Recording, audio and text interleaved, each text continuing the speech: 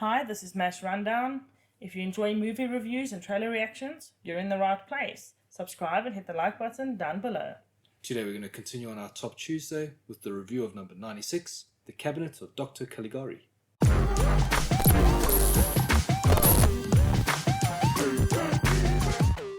The Cabinet of Dr. Caligari is a 1920 German silent horror film directed by Robert Wiene and written by Hans Janowitz and Cole Meyer.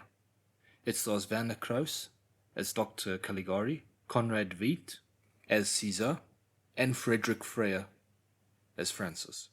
The story is narrated by Francis, and essentially is telling a story of a very difficult time in his life. And it starts off in a carnival in Germany, where he goes to this one carnival house, and it's the house of Dr. Caligari and the somnambulist. And the somnambulist is Cesare. He basically sleeps all the time and only wakes up when Dr. Caligari summons him. And Cesare can tell the future. But it's a very tricky type of future telling.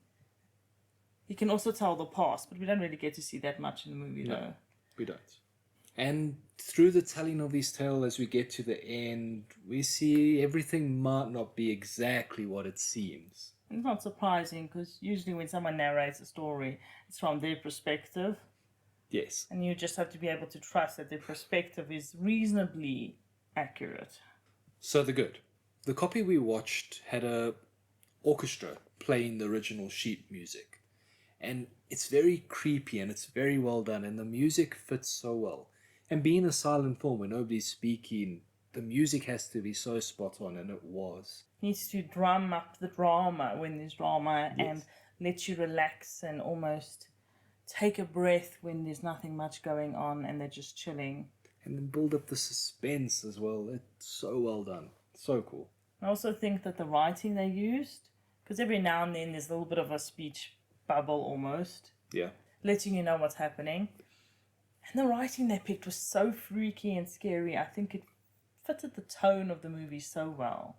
The whole artistic style was very unique and very apt. And the fact that they faded in and out with the blackness. Sometimes the view was quite narrow and circular, sometimes it was the full screen, and it also kept your attention. Definitely. And I think that the director and editors were brilliant, because they had to make sure they have your attention, because it is a silent movie. And even today, it didn't feel too out of place. No. I mean, they had to work with very limited special effects, practical effects, really. And they used the camera to show off a lot of this. It was very well done. And they also used the actors, because the actors, the makeup was quite extreme. It's in black and white, so the makeup needs to be quite extreme, because all you have is these huge facial expressions that are often quite exaggerated, but it's almost like they're miming, so their facial expressions, their body movements have to be big. Yes. And I think they portrayed it so well, because even without the writing, for most of the movie you could tell what they were doing and kind of what they were saying to each other just through their actions. It's interesting because you kind of realize how good you are at reading body language, yes, watching a movie like this, because you think, no, I'd never know what they mean. And then they'll do something like, oh, they're basically saying, you know, whatever. And then the writing will come up and this is what they say. And it's like, oh, spot on. It's so cool. Also, the sets were so well done. I mean, they were all hand painted. They're these fantastical environments.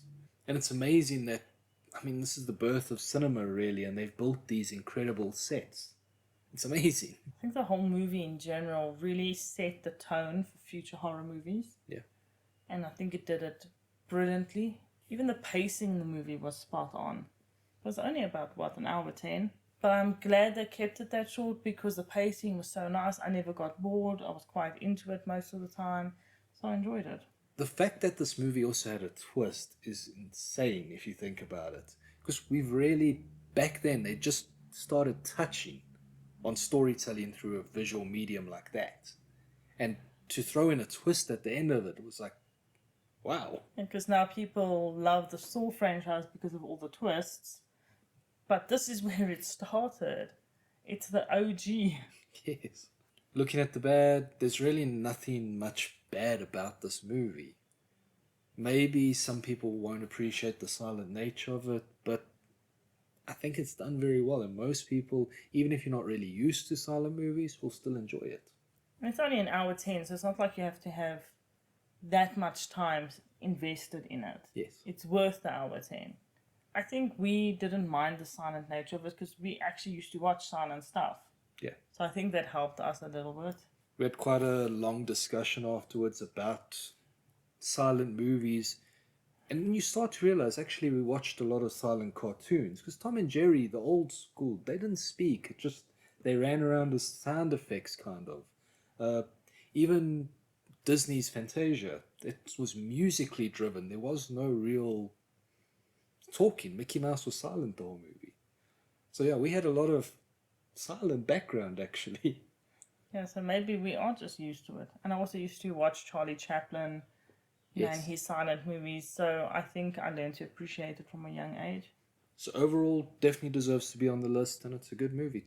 I'm glad it didn't disappoint us like last week's movie. If you haven't seen the review for Nashville yet, it's up here. Go check it out. Because I'm not sure I agree with that, but I do agree with that. Yeah, you liked it way more than I did. I really didn't appreciate that movie. And it's interesting because it was also about, stylistic filming, and yet I appreciated this and not that.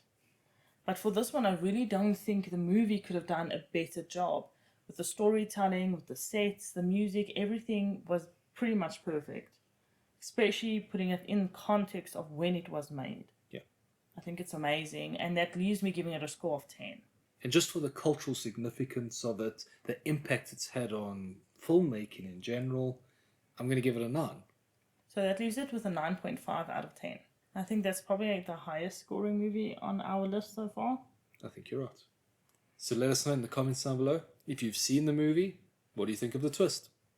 Don't forget to hit that like button and subscribe if you're not subscribed yet. Bye. Later.